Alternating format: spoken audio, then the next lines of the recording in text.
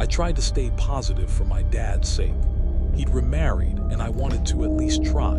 So when Thanksgiving came around, I agreed BP to is drive dropping. down. Get me 2 It was large bore only about an IVs and hour start and a rapid half, infusion. so I planned it Vitals as a day unstable. trip. Preparing His new for wife came with intubation. 2 sons, 13 and 18. I'd barely spent any time with them. After they married, Dad had offered to sell our childhood home and buy something bigger so there'd be room for everyone when my sister and I visited.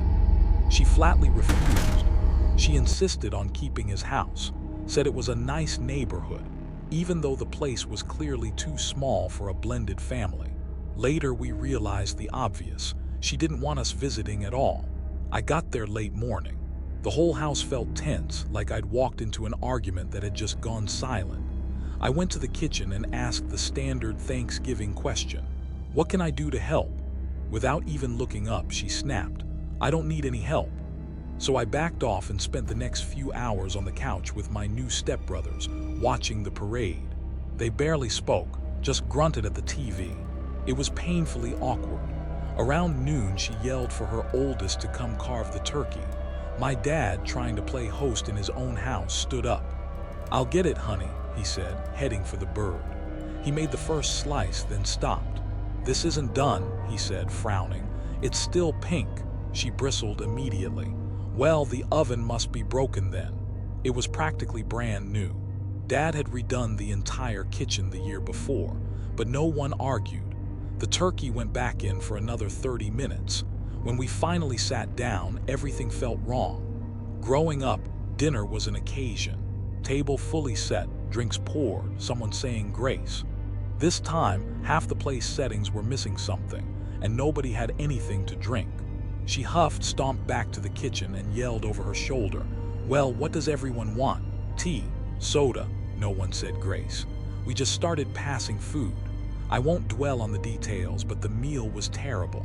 Most of it tasted like it came straight from a can and died on the plate.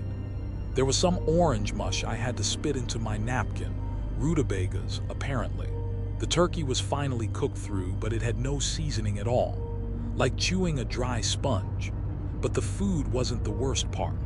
I watched, horrified, as my stepmother and her sons leaned back in their chairs, balancing on the back legs, tipping and rocking. Those weren't just any chairs. They were antiques. My late mom and I had found them at a garage sale and refinished them together. Delicate wood frames with cane seats. And these guys were treating them like cheap patio furniture, one bad shift away from snapping them in half. I kept thinking of the rules I grew up with: napkin in your lap, don't lean back, pass the dish, don't reach. They ignored all of it. It was like eating with feral strangers. When everyone had pushed their food around long enough, I looked for the one redeeming thing. "Is there pie?" I asked. His wife started collecting plates. "I didn't make any dessert," she said. "No one really needs it. I just wanted to leave." I finished a cup of coffee, and as I took the last sip, she walked over and loomed over me. "I know you probably want to get back to school," she said. It wasn't a suggestion, it was a dismissal. I got the message. I said goodbye to my dad, hugged him, and got out of there. I drove home feeling empty and angry, but mostly relieved the day was over. I was almost back in my own city, maybe an hour out from their place, when my phone rang. Unknown number from my dad's area code. "Hello, is this the daughter of Robert Miller?" a steady, professional voice asked. My stomach turned to ice. "Yes, this is. This is St. Mary's Hospital. You need to come here immediately. Your father is in critical condition." I don't remember the drive back, just the smear of highway and the red and white glow of the emergency room sign. I ran inside shouting my dad's name. A nurse grabbed my arm and pulled me into a small, bright room. He was on a table. I arrived just in time to see the doctor stop CPR and shake his head. He was gone. I think I collapsed. A nurse eased me into a chair. "What happened?" I choked out. "Was it a heart attack?" She shook her head gently. "No, honey, your father was stabbed multiple times in the chest." My brain stalled. "Stabbed? Where? How?" "He was conscious for a few minutes when the ambulance brought him in," she said quietly. "Someone found him on the side of the road. He told us he'd been sleeping in his bedroom when a man attacked him. Then he woke up in the hospital, sleeping in his bedroom, found on the road. None of it lined up. The ER doors slid open just then and my stepmother walked in. She wasn't crying. She wasn't rushing. She looked irritated, like she'd been dragged in to deal with a parking ticket. "Where were you?" I screamed, leaping to my feet. She actually flinched, finally showing a crack in her mask. "What do you mean?" "We got your call. We were looking for him." "What are you talking about?" "Your father," she went on, voice suddenly shaky and transparently fake. "He asked me to go for a walk after dinner to walk it off. We went outside, but then he just never came back. We were searching everywhere." The nurse and I locked eyes. "He went for a walk," I said, my voice low. "That's interesting, because the nurse just told me he was conscious when he got here and told them he'd been attacked in his bed." The color drained out of her face. I'd never seen real, pure fear like that before. She knew she was caught. She hadn't counted on him living long enough to talk. The police were already on their way. Her story collapsed in minutes. There was no sign of forced entry at the house. In the master bedroom, they found blood under the mattress, on the carpet, and obvious half-hearted cleanup attempts in the bathroom. Under questioning, she broke. It wasn't a random attack. It wasn't a robbery gone wrong. She'd hired a homeless man to kill my dad. The plan was simple. After I left, the man would sneak in, stab him in his sleep, and she'd discover the body in the morning. She'd offered him $5,000, but my dad woke up and fought back. The man panicked, stabbed him repeatedly, and bolted. My father, bleeding out, crawled or staggered out of the house trying to reach help. Someone eventually found him on the road. Her motive was everything he had left: his company, his assets, his life insurance. She wanted it all now, and she definitely didn't want any of it going to me or my sister. That whole Thanksgiving, the tension, the bad food, the way she pushed me away, it wasn't just rudeness. It was staging. She was rushing me out the door, counting the minutes until I was gone so she could move on to the real item on her holiday agenda. Murder. I'm 36 now, but this happened when I was 19 or 20, living in Truro, Nova Scotia.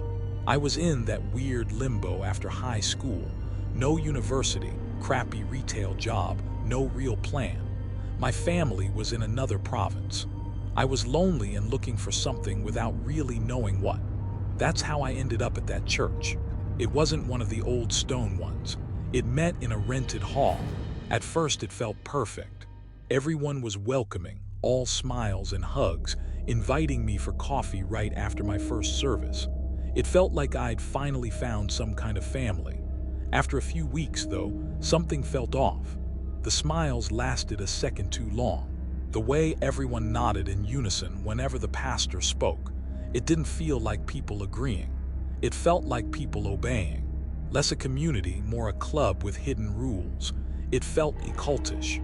But I was lonely, so I kept going. I joined one of the weekly Bible studies. That's where I met Brandon and Martha.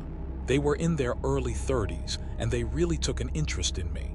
Martha was kind but intense about living clean. Brandon, her husband and one of the group leaders, made my skin crawl from day one. He had this way of looking at me, not glancing, watching. I'd be focused on the leader and I'd feel it, that prickle of being stared at. I'd look over and there he'd be, eyes locked on me. He wouldn't even look away when I caught him. He'd just do this slow, thin smile. I kept telling myself I was being paranoid. He was a church guy, a leader. I was the new one. Maybe I was misreading things. The group put a big emphasis on confession, what they called sharing your burdens. We'd go around the circle and everyone would talk about a struggle. When it was my turn, I decided to be honest. I said I didn't have a drinking problem, nothing like that, but that I was lost. I told them most of my nights and money went into this all-ages underground music venue downtown called the Downstairs. Just a dingy basement where punk and metal bands played.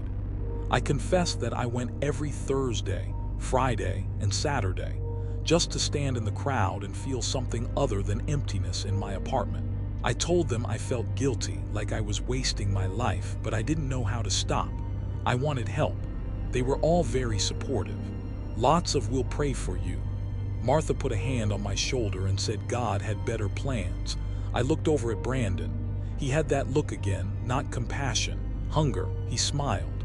A few weeks passed. I really tried. I skipped a couple of weekends at the downstairs. Then Martha went on a 3-day women's retreat with the church. That Friday, I was extra lonely. The walls of my apartment felt closer. The urge to be anywhere but there was strong. I caved. One night won't hurt, I told myself, and headed to the downstairs. The place was packed. The music was so loud it vibrated in my teeth. I bought a soda and leaned against the back wall, watching the pit. I felt guilty and relieved at the same time. Then I felt it, the same creeping sensation from Bible study. I scanned the crowd, and my heart dropped. Brandon was there. He stood by the sound booth, staring right at me. He looked totally out of place in his pressed button-down and slacks, surrounded by leather jackets and band tees. He didn't dance. He didn't talk. He just watched with that same awful smile. He saw me see him and started walking over. He moved through the crowd slowly, deliberately. By the time he reached me, I was frozen. The music was deafening, so he leaned in close, putting his mouth right by my ear. "I knew I'd find you here," he said. His breath smelled like peppermint. I pulled back. "What are you doing here, Brandon? I was worried about you." His hand closed around my arm, fingers too tight. "This place isn't good for your soul. You know that?" "I'm fine," I said, trying to pull away. He didn't let go. "You're not fine." He started guiding me backward, using his body to herd me out of the main room and into the darker hallway toward the bathrooms. People brushed past us, but no one paid attention. "You're all alone," he said, almost cheerfully. "Martha's not here tonight, you know." "I know," I said, my voice shook. "I have to go." "No." His hand slid from my arm to my shoulder, thumb rubbing the side of my neck. "I'm here to help you. I can save you from this." He leaned in closer, his face inches from mine. "We should go somewhere quiet. We can pray together, just you and me. My car's right outside." I tried to push him away, but he was much stronger. He pressed me against the wall. "Or we could go back to my place. It's empty. We can talk about your soul." He wasn't suggesting. He was directing. The way he said soul made my stomach turn. He kept steering me toward the men's bathroom. "Come on, just for a minute, let's pray." Something snapped in me, pure panic. I shoved him with both hands as hard as I could. He wasn't expecting it. He stumbled back into a couple of people, looking stunned and then furious. I didn't wait. I shoved my way through the crowd, out the front door and onto the street. Then I ran the entire 10 blocks home without once looking back. I slammed the deadbolt, wedged a chair under the doorknob, and sat at my kitchen table shaking until the sun came up. I skipped church that Sunday. I was terrified. On Monday, I finally called the pastor. I was crying so hard it took a while to get the words out. I told him everything. How Brandon had followed me, cornered me, what he said, how he touched me, how he tried to get me into the bathroom, and then his empty house. There was a long silence on the other end. Then, "Brother Brandon," the pastor said, "are you sure you understood him correctly? Brandon is a foundational member of this church, a good man. He and Martha are pillars of our community. He told you that he was worried about you," the pastor continued. "He felt led to pull you out of that den of sin." "He didn't try to help me," I almost shouted. "He's a predator. He tried to—" "I think you're overwrought," the pastor cut in. "You've admitted you're drawn to dark places, that you're struggling. Perhaps you're confused. Perhaps you misread his brotherly concern. Or perhaps you invited his attention. These are the kinds of things that happen in those places." I went numb. He didn't believe me. Worse, he blamed me. I hung up. I never went back to that church. I never spoke to any of them again. About a month later, I was in the cereal aisle at the grocery store. I turned the corner and there they were, Brandon and Martha. Martha gave me that bright, polished church smile and waved. "We've missed you," she called. Brandon just stood beside her, holding the cart. He didn't smile. He stared. That same cold, empty, knowing stare. I didn't say a word. I set my basket down and walked straight out of the store. I moved out of Truro 6 months later. It still gets to me, that look. It wasn't a demon.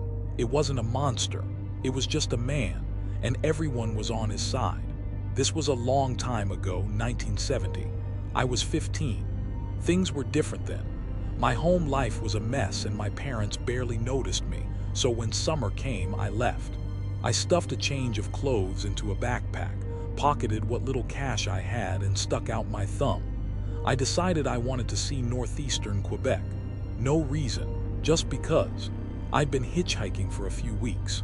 You start to believe you can read people. You think you know who's safe and who to pass on, or you think you do. I was on an empty stretch of highway, hours from any town. Logging trucks passed occasionally. Blackflies ate me alive. Then a big, beat-up station wagon pulled over. American plates. Inside were 4 men in their mid-20s, long hair, old army fatigues. The car stank of stale beer and sweat. "Where you headed, kid?" the driver asked. He had a thick accent. "North," I said, "whichever way you're going." "We're headed north." "Hop in." I tossed my bag in back and squeezed in. The guy next to me didn't shift over, didn't say a word, just stared out the window. The driver, let's call him Red, did almost all the talking. The other 3 were wrapped in this hard, angry silence. It didn't take long to realize they were vets. They never said it outright, but the way they talked about the war and the jungle wasn't like TV or movies. They were angry at everything, government, cops, the world, and they were drinking something from an unmarked bottle. I kept my mouth shut. I was a 15-year-old kid. They were grown men with war behind them and nothing ahead. In the back, half covered by a sleeping bag, I saw the wooden stocks of at least 2 rifles. Hunting rifles weren't strange in Quebec, but those rifles in that car with those men, my stomach tightened. We drove for hours. The sun began to sink. Red finally decided we'd camp for the night. We pulled into a provincial park campground, one of those with gravel RV pads and bare dirt tent sites. We were the only ones in the tent area.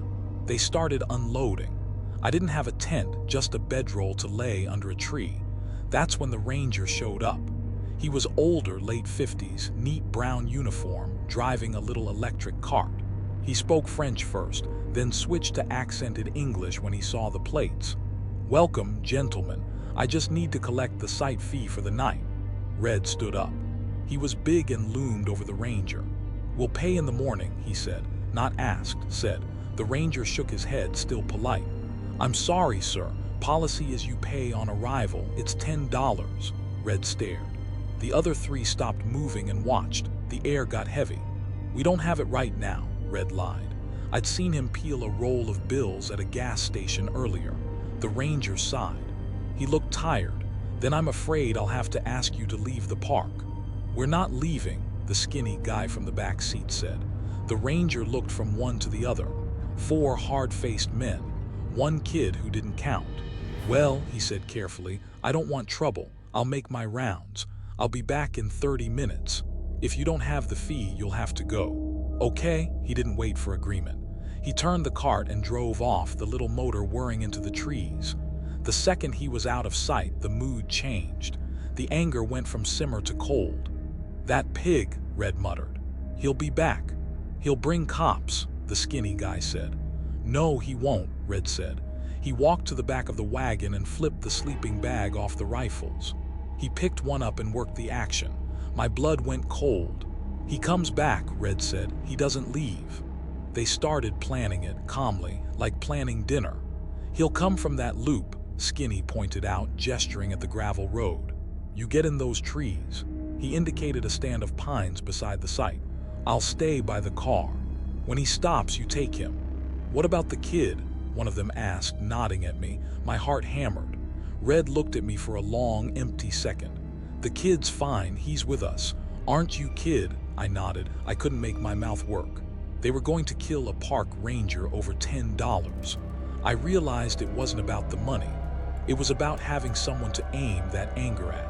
And I was stuck in the middle of nowhere with them. I thought about running, just bolting into the woods, but it was dark now. They had rifles and they had the car. I wouldn't make it far. We waited. 10 minutes. 20. Every sound made me jump. Then I heard it, the faint electric whir of the ranger's cart.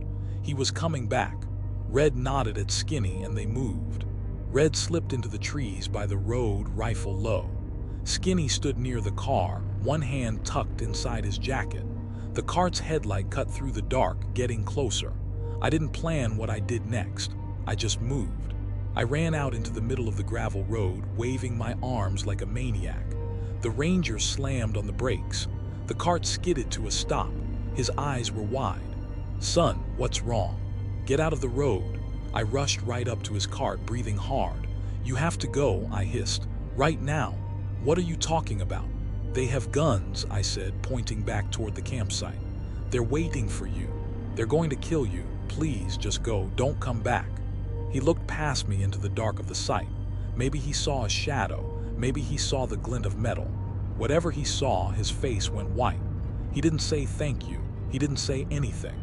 He slammed the cart into reverse, spun it around, and floored it. The headlight went dark as he disappeared into the trees.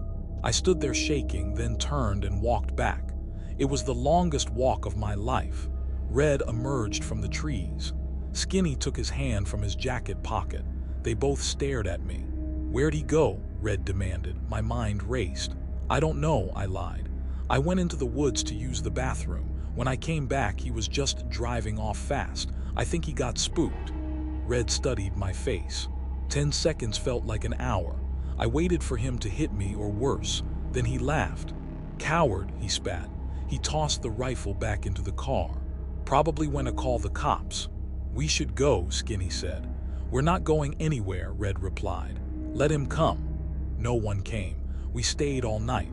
I didn't sleep, just sat against a tree, watching them, flinching at every twig snap. The strangest part, I stayed with them. When the sun came up, they packed the car. I got back in. I didn't see any other choice. I was 15 in the middle of nowhere, having just stopped them from killing a man. If I tried to leave, who knew what they'd do? I rode with them 2 more days. Long, silent, terrifying days. Every gas stop, every roadside pause, I thought, this is it. They're going to walk me into the trees and not bring me back. They never mentioned the ranger again. They just drank and drove, stewing in their own fury. On the 3rd day, we pulled into a small town for food. Red handed me $5 and told me to go into the general store and get bread and soda. I took the money, walked through the front door, and never looked back. I kept walking straight through, out the back door, then ran until my lungs were on fire. I hid in a ditch by the highway for an hour, watching the road. I never saw that station wagon again. I'm sure I saved that ranger's life, but I also saved my own. In the early 90s, I got hired as seasonal help at Toys R Us. Holiday Rush. The store was a gigantic warehouse, long straight aisles, bikes hanging from the ceiling, shelves stacked high. No fancy displays, just rows and rows of toys. I was 19, fresh out of high school, trying to earn money for college. They put me in aisle 1, board games on one side and a big glass video game case on the other. That was the hot spot. The Super Nintendo had just come out. We had a demo unit behind the glass with a controller sticking through a hole so kids could play Super Mario World in the store. People lost their minds over it. Kids lined up just to get a turn. My shifts were mostly stocking and helping frantic parents find whatever their kid had circled in the catalog. Weekends were chaos. Carts piled with Barbies and action figures, kids crying, parents snapping. The place smelled like plastic and popcorn from the snack stand. Black Friday was coming, but this happened a couple weeks before, on another big sale weekend. Store packed, Christmas music looping, everyone wound tight. I was up on a ladder restocking board games, Crocodile Dentist in particular. Those things were flying off the shelves. I was reaching for boxes on the top shelf when I heard shouting from the video game side. At first I figured it was kids arguing over whose turn it was. That happened every hour. But the noise grew sharper, shoving, high-pitched yelling. I looked down. 2 boys, maybe 10 or 11, were right in front of the SNES demo. One had the controller, jumping Mario around. The other was trying to yank it out of his hands. "It's my turn, you hog," the second kid yelled. They started pushing, chest to chest, faces red. Their parents were nearby. One dad had a cart overflowing with toys, including an aluminum baseball bat from the sporting goods aisle. The other dad had his kid and a wife standing behind him. The adults jumped in. Bat Dad's wife snapped, "Hey, control your brat." The other dad shot back, "Your kid started it." Within seconds, the men were nose to nose, jabbing fingers, spitting insults. I froze for a moment on the ladder, not sure what to do.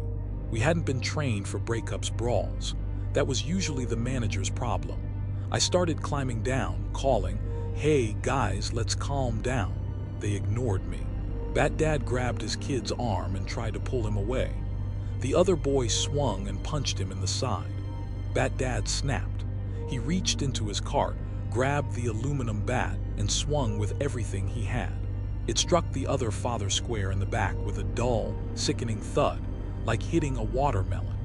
The man pitched forward and slammed into the glass video game case. The whole front shattered. Glass exploded across the floor, cartridges, everything. He collapsed in a heap. Blood started spreading under him from cuts on his arms, his face, his neck. A big shard had sliced across his eye. I could see the gash, deep, ugly, pouring blood. People screamed. Kids burst into tears. I hit the floor running, heart pounding. Frank, the manager, older guy, always stressed, came sprinting from the registers yelling, "Stop! Security!" We didn't have store security, just an off-duty cop in the parking lot for traffic. Bat Dad just stood there for a second, eyes wide, like he couldn't believe what he'd done.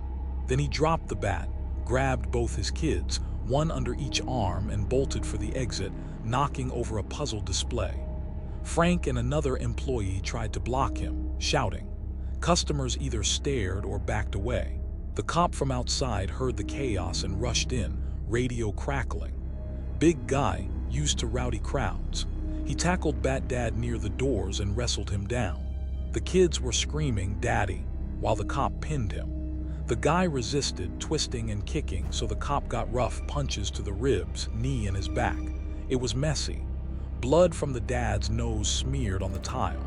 They finally cuffed him and dragged him out to the squad car as more officers arrived. Back in aisle 1, it was a disaster. The injured man moaned on the floor, glass crunching under the paramedics' boots when they showed up. His little girl, maybe 7, sat beside him sobbing, clutching his hand. Blood was everywhere, on the shattered case, on the floor, spattered across a few NES boxes. EMTs bandaged him as best they could, but that eye was destroyed. Frank told me later he lost it completely, nerve damage, surgery, the works. The part that still sticks with me, though, was what the other shoppers did. While paramedics worked on him, people started picking through his abandoned cart, right there next to his crying kid. A woman lifted a Barbie dream house out of it and just walked off. Another guy grabbed a stack of board games. "Hey, these are on sale anyway," he said to his wife, like that made it okay. The little girl saw and cried harder. "That's our stuff." Nobody cared. Then a middle-aged woman with her own snotty kid spotted the SNES demo in the wreckage. It had drops of blood on the console from flying glass. She stepped right into the broken glass, reaching in. "Is this for sale now?" she asked me. "My son wants one." I was shaking, trying to sweep up with the broom Frank had shoved at me. "Ma'am, you can't take that. It's evidence or something," she argued. "But it's just sitting there and we drove all the way here." Frank had to come over and tell her firmly to back off before she finally stomped away. We shut down the demo after that. All the SNES units went into locked cases. You had to get a manager just to see one. Video game sales dipped for a bit, but by Black Friday, everyone had moved on. Fights broke out over Tickle Me Elmo and whatever else was hot that year. I didn't move on. Seeing how fast people turned violent over a stupid game console, how quickly they turned into vultures over someone else's tragedy, it changed me. I finished the season and quit. I can't handle holiday crowds anymore. On Black Friday, I stay home. If I need something, I order it online. Because I've seen it. People will literally step over a bleeding man to save a few bucks. It was about 2 a.m. when we finally pulled into our driveway after a 2-day drive home from the Grand Canyon. My husband Tom, Our kids, Emily, 10, and Jack, 7, and I were all exhausted. The kids had slept most of the way from Arizona, but Tom and I traded off driving so we wouldn't have to stop at another motel. Our golden retriever, Buddy, was already home. A neighbor had been looking after him and had dropped him off earlier that evening. She texted that everything looked fine. The street was quiet. Typical Ohio suburb, rows of similar two-story houses. No street lamp directly in front of ours, so it was pretty dark aside from the motion light on the garage that flicked on when we parked. We started unloading right away to avoid dealing with it in the morning. Tom popped the trunk. The kids grabbed backpacks and smaller bags.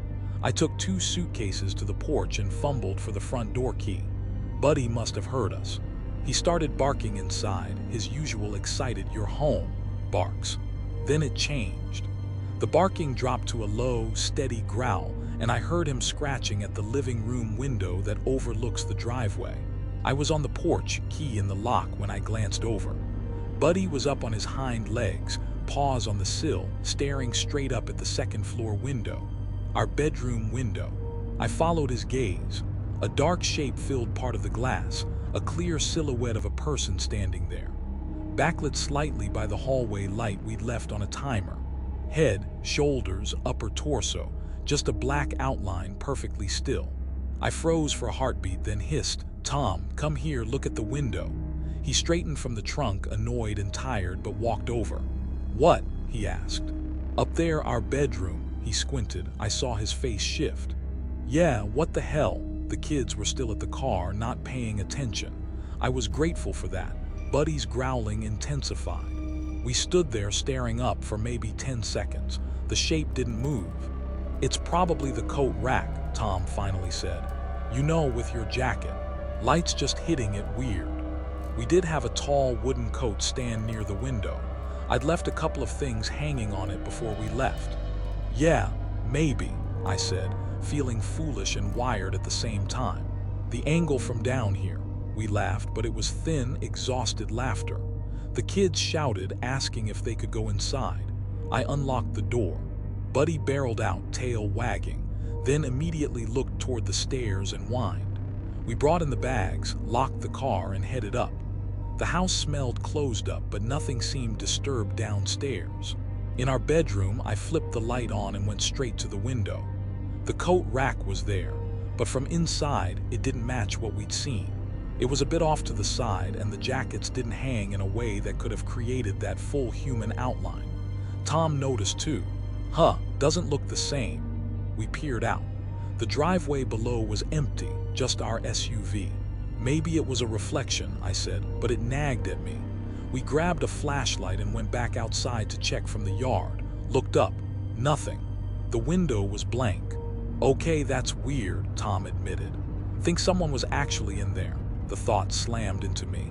We'd been gone for 2 weeks. Our neighbor came in only to feed Buddy. No alarm system, no cameras, just old deadbolts. We searched the entire house, top to bottom. Basement, laundry, furnace room, nothing. No broken windows, no mess. Upstairs, we checked every closet, every bed, even the attic. Kids' rooms were undisturbed. Our room looked normal. Bathroom, hall, closet, garage, backyard, shed, all clear and locked. No signs of forced entry, nothing missing. By 3:30, we were beyond exhausted. "Probably just our eyes," Tom said. "Long drive, dark, weird angles." We didn't call the police. What would we say? We thought we saw a shadow. We fell into bed, Buddy curled at our feet. I drifted off fast. I woke around 6 a.m. to a faint creak overhead, like a floorboard. Our house is from the 70s, it settles. I listened. Silence. Tom snored. I told myself it was just the heat kicking on. The next day was normal. Unpacking, laundry, groceries. That evening, while I was making dinner, Buddy started growling again, staring at the closed basement door. When I opened it to let him down, he refused to go. Just stood there, hackles up. I turned on the basement light and went down alone. Washer, dryer, storage shelves. Empty except for a small black scuff on the wall by the stairs, like a shoe mark. Could have been old, I told myself. We have kids. That night I lay awake thinking about the silhouette. From outside, it had looked so much like a person. Not a coat rack, not a reflection. Someone standing still, watching us. Over the next few days, little things started to add up. Emily said her favorite stuffed bear, which she was sure she'd left on her bed, was sitting on the wrong shelf. Jack found one of his toy cars in the bathtub. He swore he hadn't played in there. I opened a kitchen cabinet and a glass toppled out immediately. It had been placed right at the edge, like someone rearranged things carelessly. We searched again. Crawl space under the porch, nothing.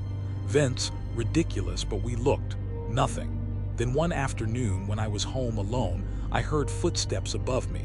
Slow, measured in our bedroom. I grabbed a kitchen knife and went upstairs. My heart thudded so loud I could barely hear. Our bedroom was empty, but the coat rack was closer to the window than before. Neither of us had moved it. That night I told Tom we needed cameras. He agreed, but we put it off. Money was tight after the trip. Instead, we started locking inside doors and keeping Buddy with us. 2 nights ago, I woke to Buddy whining at the bedroom door. The door, which we'd closed, was now slightly open. I sat up, listened. Down the hall, a soft thump, like a drawer sliding shut. "Tom," I whispered, shaking him, "someone's in the house." We both got up. He grabbed a baseball bat from the closet. We checked the hall, the kids' rooms. They were asleep, the bathrooms. In the guest room, the one we almost never use, the window was unlocked. We always keep our windows latched. We haven't slept right since. Every creak jolts me. The kids sense something's wrong and keep asking why we're acting weird. We've talked seriously about calling the police now, but what do we show them? No theft, no obvious damage, just feelings and moved objects. Last night I lay awake staring at the ceiling. That first silhouette kept replaying in my mind. At some point under the hum of the heater I heard something else. Soft, rhythmic, breathing. It sounded like it was coming from under our bed. I didn't look. I couldn't. This morning, while sorting laundry, I found a single black sock. Men's size. Plain. Not my husband's. Not from our trip. Not ours. Tom said maybe it got mixed in at a motel laundry, but I know our clothes. Maybe someone was squatting here while we were gone and hid when we came home. Maybe they're still here.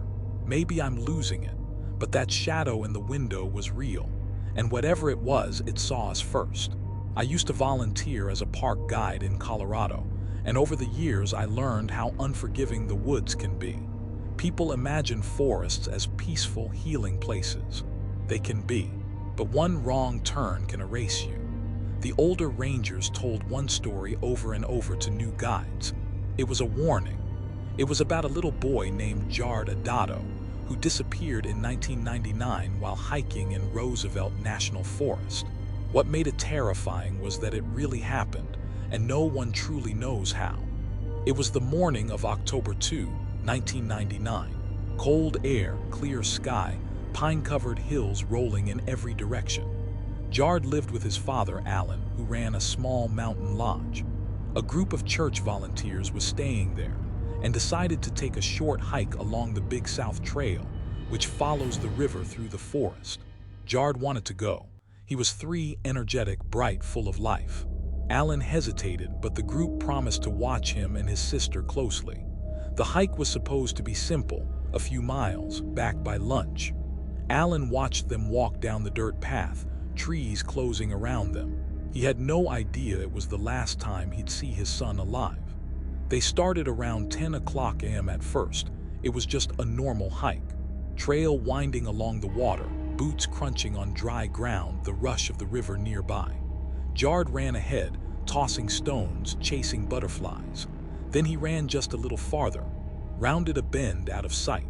When the group caught up, he was gone. They called his name, expecting him to pop out laughing from behind a rock. Nothing, just the sound of wind in the branches. They thought maybe he'd turned back toward the lodge.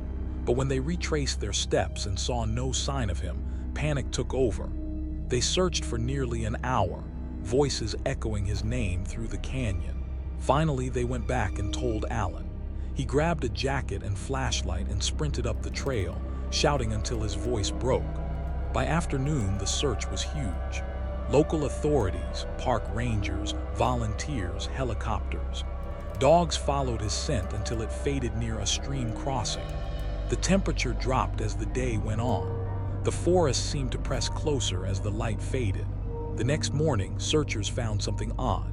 About half a mile from the main trail were small footprints in the new snow, Jard's size. Near them, it looked like a child had lain down and spread his arms and legs like making a snow angel. But the tracks led uphill, roughly 500 feet, then suddenly stopped.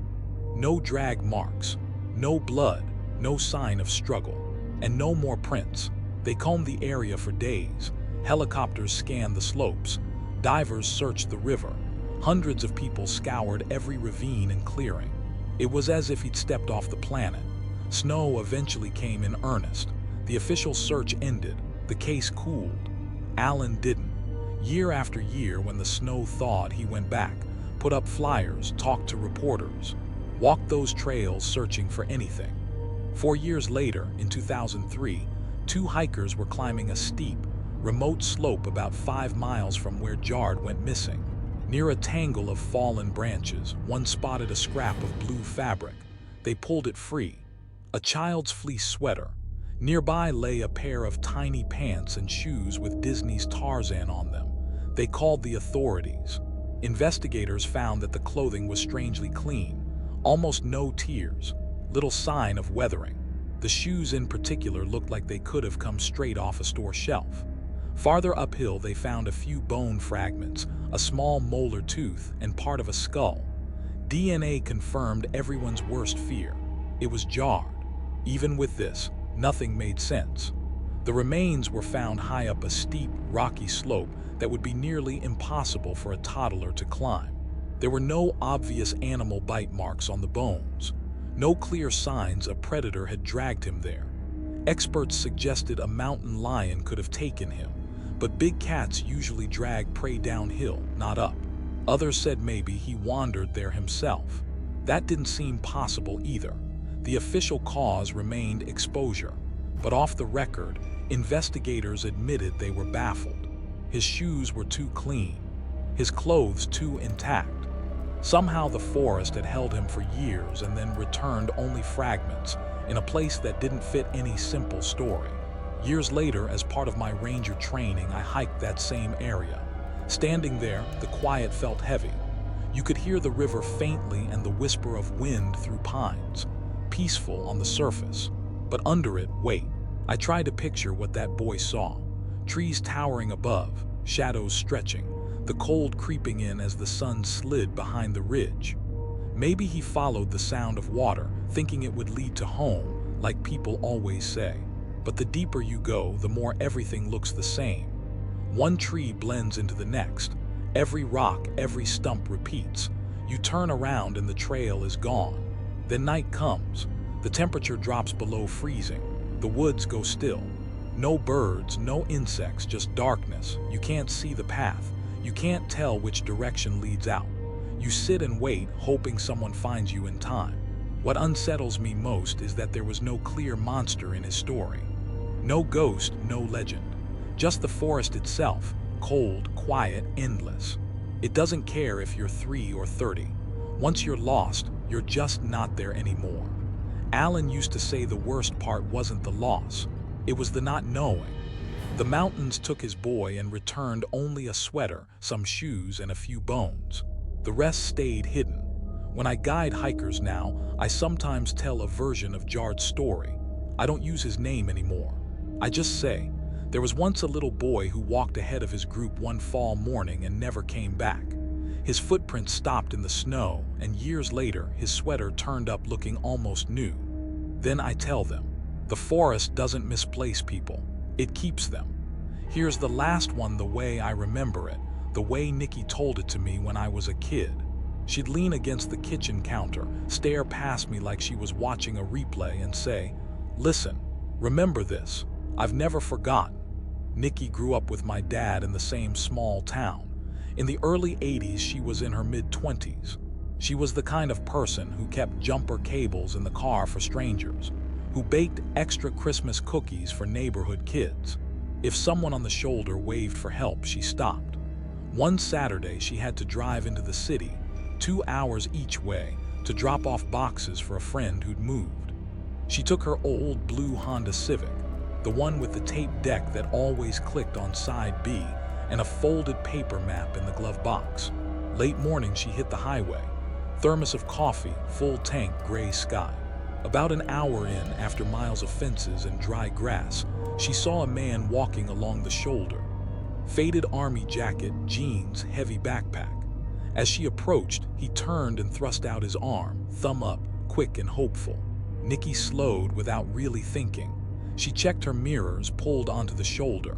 Gravel crackled under the tires. He came to the passenger window but kept a few feet back, hands visible. He was young, late 20s maybe, with a patchy beard and tired eyes. "Any chance you're headed to the city?" he asked politely. She said she was. He nodded, relief obvious. She unlocked the door. He put his pack in the back seat, got in, and buckled his seat belt. That detail always stuck with me. He buckled up like he belonged there. They pulled back onto the highway.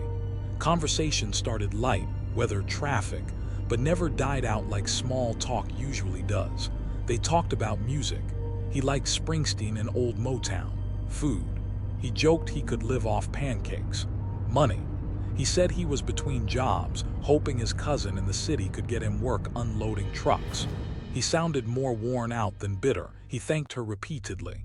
"You saved me hours," he said. "Been walking since dawn." Nikki paid attention to the usual safety details. No smell of alcohol. He didn't stare at her. Mostly looked out the window, fingers tapping to an invisible song. She noticed a thin white scar on his left knuckle, like an old scratch. Once she saw it, she couldn't unsee it. Around halfway, they stopped at one of those gas and diner places. A low building, buzzing neon yellowed windows. Inside smelled like coffee and toast. They sat at the counter. The waitress called everyone Hun. Nikki ordered grilled cheese and tomato soup. He ordered a burger, and because the special came with it, a slice of pie. When the check came, he patted his pockets and froze. Embarrassment crossed his face. "I've got it," Nikki said. He started to protest, then stopped and whispered thanks. She remembered the way he looked at the plate when the pie arrived, like he wasn't used to small surprises that were actually good. Back on the road, they finished the last hour. Traffic thickened. Low buildings appeared, then taller ones. The city built itself around them slowly. He said anywhere downtown near the bus station would be fine. "I can walk from there," he said. "You've done more than enough." She pulled over on a side street. The engine ticked as it cooled. Distant sirens wailed. Someone shouted across the way. He lifted his backpack into his lap, hands resting on it. "I don't know how to say it right," he told her, "but thank you for being decent. People aren't always." He asked if he could have her number. "Just to let you know I made it." It was the early 80s. People did that. She found a pen in her purse, wrote her number on the back of a gas receipt, and handed it over. He folded it carefully, put it in his jacket pocket, and stepped out. He closed the door softly. She waved. He raised a hand. Then he merged into the foot traffic and was gone. One more figure in a crowded street. Up to that point, it was just a good deed and a quiet ride. A week later, she was home after work, standing at the sink, the evening news murmur in the background. The wall phone rang. She wiped her hands and picked up. It was him. He didn't ask how she was or if it was a good time. He spoke quickly, like the words were a burden he had to put down fast. "You should thank God you were raised so nice," he said. "Nikki told me she went cold all over. I had plans when I got in your car," he went on. "I was going to hurt you. At that diner when we stopped," he paused. "That's when I was going to do it, take your car, leave you somewhere. You were kind to me," he said. "You looked me in the eye, you bought me dinner. I couldn't do it after that, couldn't live with it." His voice shook just once. "Don't ever pick up a hitchhiker again," he said. "Please don't." He hung up. The dial tone hummed in her ear. She tried to call back using the number on the caller ID. The operator told her it was a pay phone. Later, she went to a pay phone herself and tried again. Same result. She talked to my dad. She talked to her pastor. For days she kept expecting another call, a letter, a knock at the door. Nothing. There's one detail she mentioned only once. When he lifted his backpack from the back seat that day she dropped him off, the zipper had gaped slightly. For a second, she'd seen something metallic inside. Could have been a belt buckle, could have been a tool, could have been a knife. She told herself not to dwell on it, but after the phone call, she couldn't help replaying that half second over and over. Nikki never picked up another hitchhiker after that.